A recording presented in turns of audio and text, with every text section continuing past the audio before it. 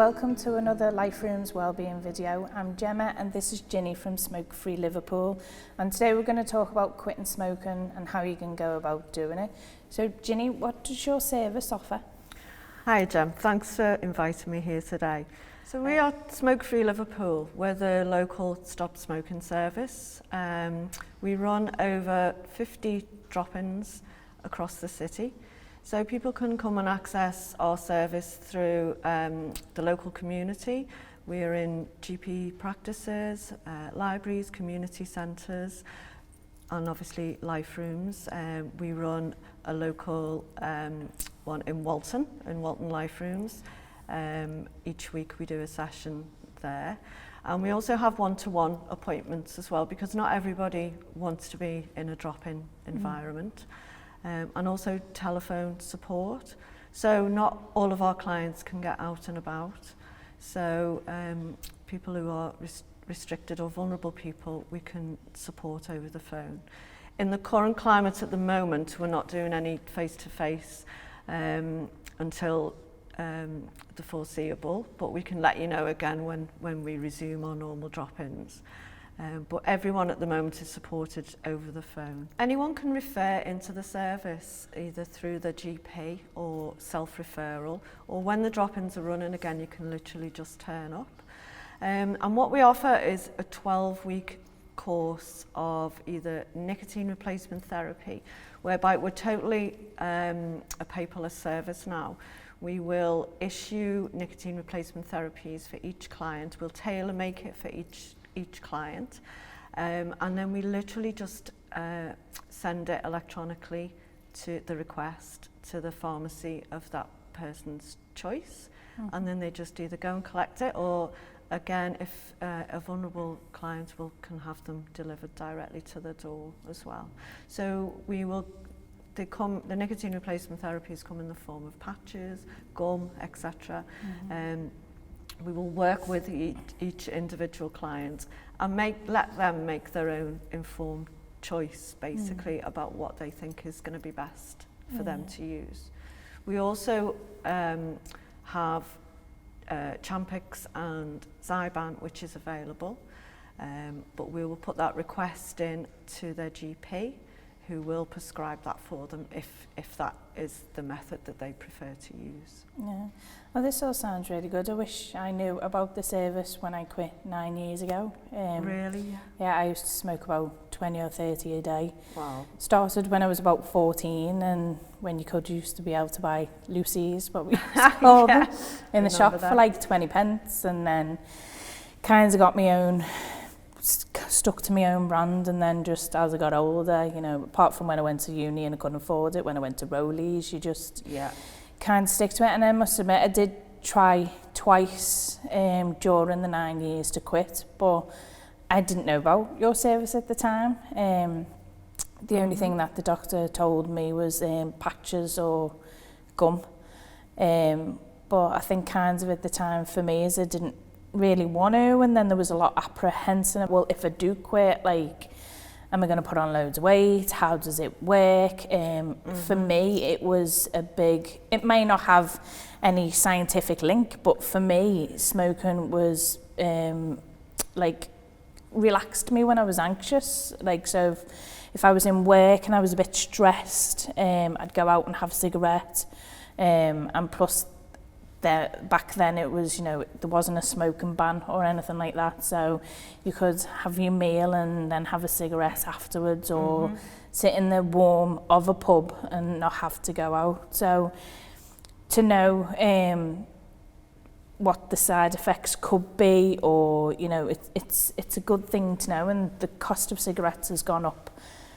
massively over the years since I used to smoke, and I look now when I go to the shop and see and think I wouldn't pay that, but I quit at the time because I found out I was pregnant, and maybe that was a good thing for me because it made me go completely off without any, you know, patches or pills. But I have put on weight, and I know like people do get worried about that. So is there anything you talk about in regards to that, people's fears about when they quit? Of course, you've really got to want to stop. I haven't got any miracle cures. I haven't. Yeah, you'd be a millionaire. Oh, wouldn't I just? Yeah. So you've really, really got to want to do it. And the way that when I say that is that you've got to want to do it, is that whatever drives you to get to that goal in the end, it doesn't really matter. It doesn't matter what motivates you. It could be, obviously health is a huge issue, but it's not for everybody. You mentioned money there. You know, that could be the sole motivator, and that's fine. Yeah. They are very expensive now. It's absolutely ridiculous. It's, you know, it's anything up to £3,500 a year. If you've got 2 people smoking in a household, it's £500 to £600 a month. We'll talk about this with each individual. Oh gosh, yeah. And you know, just help them to see it in a slightly different way, is that you're going to gain just tenfold just by quitting smoking. Whether it's financially, whether it's physically. Because people do have really bad fears. They're always looking at the negatives all the time. So it's, I'm going to put on weight, you know, am I going to be, some people think they're going to get ill even when they quit smoking because they're listening to other people, you know, all the time. Someone was fine when they smoked for years, they stopped smoking and then they got cancer. People will always look at the negatives of it. So we try and help them to look solely at the positive. It is a huge achievement, quitting smoking, because it's a lifetime addiction. It's a whole adult life has revolved around your cigarettes every day. So it's breaking these habits, it's breaking it down individually. And if it was just a case of sticking a patch on and hoping you quit, then fine. But we wouldn't be sitting here having this conversation if it was as easy as that. But we try and make it as easy as we can for people. And things like weight gain and that, which can put certain clients off. To be honest, there are some people who can be unfortunate and they can put a lot of weight on. But the other side of the scale is that some people can actually lose weight when they quit smoking. Wish that would have been me. But the thing is trying to be sensible about it. When we quit, everything tastes amazing. So we tend to put a lot more food in our mouth. So quitting smoking is because actually smoking is a fabulous appetite suppressant. Because if you remember how many times when you said to yourself, I'm really hungry, and then you'll have a cup of tea and a fag and you go, oh, I'll have something later. So now you're not going to be doing that. So you're like, well, I'm really hungry, so you're going to actually eat something. But because everything tastes great, because your taste buds come back after a couple of days, so then you'll have another piece of that, or you'll have another one of them. And we always just tend to have, when we smoke, a cup of tea, a fag and a biscuit. But when we quit, it's a cup of tea, no fag, and a packet of biscuits. Or 2. So it's really, really looking at what you're eating. And planning and preparing is the most important, I would say. So getting your healthy snacks in, stuff with low fat, low sugar, not stuffing your cupboards with sweets and chocolate and things like that. But I mean, you could even get advice from one of your local slimming clubs as well. And you could even maybe join one of those at the same time and say, I don't want to lose weight at the moment, but I don't want to put any on. I need a healthier. And again, it's a whole lifestyle change, this. Quitting smoking. You do need to commit to it.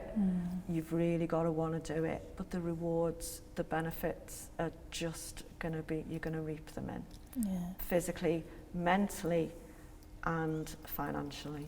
So I just wanted to ask about smoking in relation to mental health, because I know people will have that fear of, will it affect my mental health? And then people are on antidepressants, antipsychotics. So is there any relation, like scientific relation to mental health and quitting smoking, or certain tools to use?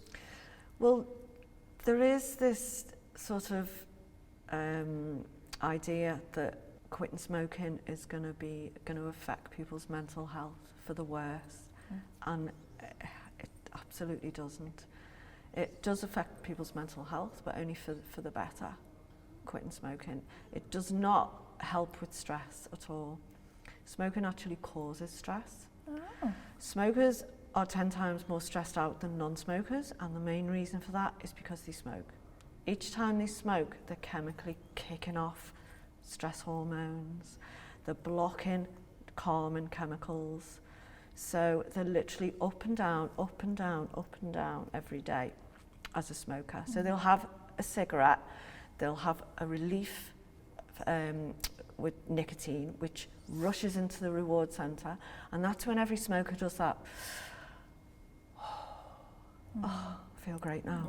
Because they've just had a release of dopamine, which is a fabulous, all singing, dancing, happy chemical. And that's what every smoker associates with calming down. But it doesn't calm you down, it's just giving you a relief because you were about to dip into withdrawal. So that doesn't stay in the reward centre, that will drain away that dopamine, and then a smoker starts getting touchy. So then they'll have a cigarette, that whole process happens again, so they think it's calming them down. It doesn't. So it's just giving you a relief. So what happens long term is when you quit, you find your stress levels will start to come down because you're not chemically kicking them off. You're not going into this withdrawal process. We're giving you nicotine replacement therapies, which is a medication which will stop you dipping into that withdrawal. So it's what we call like a sweet spot. So you sort of just an even keel, and you find your stress levels will start to come down. And I hear it every week, honestly, Gemma, is people saying to me, Ginny, why am I so calm? Why am I not climbing the walls? Because we're looking after them. We're looking after the brain, the addiction side with the nicotine replacement therapy. But the rest of the body is starting to heal itself, and the calming chemicals are starting to kick in. And when you explain it like that to people, they go, oh my God, yeah, okay, where do I sign? You know, I'll have a go at that. Because we try and get it across that way in simple terms. It's not going to be a nightmare. So you're not going to be climbing the walls 24/7 because that's physically impossible for that to happen in the brain. Certain medications, though, that we that must be monitored are the likes of certain antipsychotics, but by the nurse prescriber, they're the people who should monitor people who are on that type of drug. Only because when you quit smoking, then any certain antidepressants, certain antipsychotics, as I said, should be monitored because your body metabolizes slightly differently as a non-smoker. So the drug or the medication that you're taking may be metabolized differently as a non-smoker. So the levels might just need to be adjusted on the dosage. So with nicotine replacement therapy, that's fine. There's no contraindications with nicotine replacement therapy and any medications. However, as I've said, certain antidepressants and certain antipsychotics need to be looked at by the nurse prescriber to make sure that the dosage is okay for them. That's fantastic. And I suppose it'd be the same with someone who was going to come and get advice if they were pregnant and they're trying to quit. There'd be certain ones that maybe they can't take with being pregnant. And the nicotine replacement therapies are fine. There's a couple of other drugs which are available called Champix and Zyban, but they need to be prescribed by the GP anyway. But they won't be not for pregnant women, only nicotine replacement for pregnant women. We also have a pregnancy advisor as well, Amy, our pregnancy advisor. She was actually a smoker, became pregnant, and she actually quit through her pregnancy as well, at the beginning of her pregnancy. So she looks after all our pregnant ladies, and because she's basically been through exactly the same, she can empathise with them, but she looks after them for us as well. So we're seeing a lot of vape shops nowadays, and I know from friends that still smoke are trying to quit, so the vaping, and you can get like different flavours and things like that. Does vaping actually help you to come off nicotine? Is it something that's, it seems to be a bit of a grey area, yeah, so to speak, yeah. According to Public Health England, vapes are 96-97% safer than smoking, than smoking tobacco. However, they're not risk-free because no one has actually vaped for 40 years, so nobody really knows in that sense. Yeah, because it's a new concept. Yeah. We can't prescribe vapes, but they can be used along with nicotine replacement therapy as well. But because we're not regulating it, we don't know exactly how much nicotine someone's using. So the main thing is as long as they don't smoke, basically.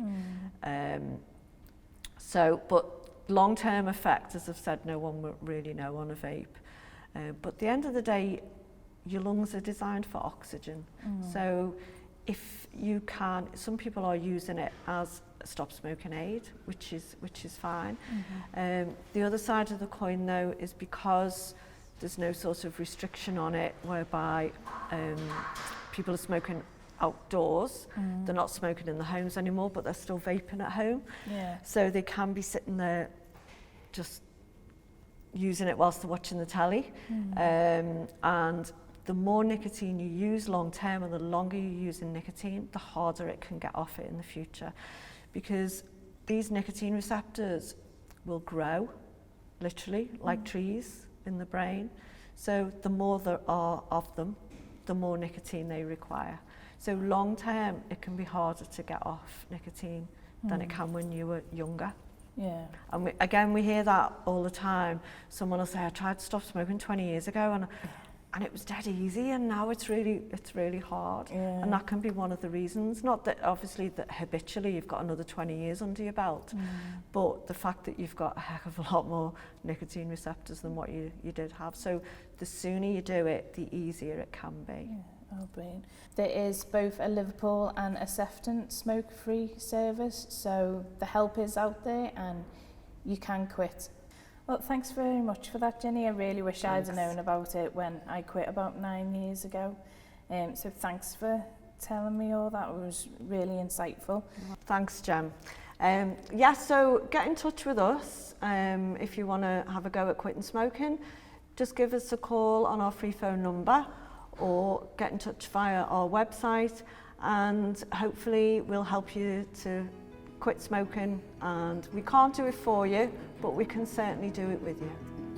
Good luck. Good luck.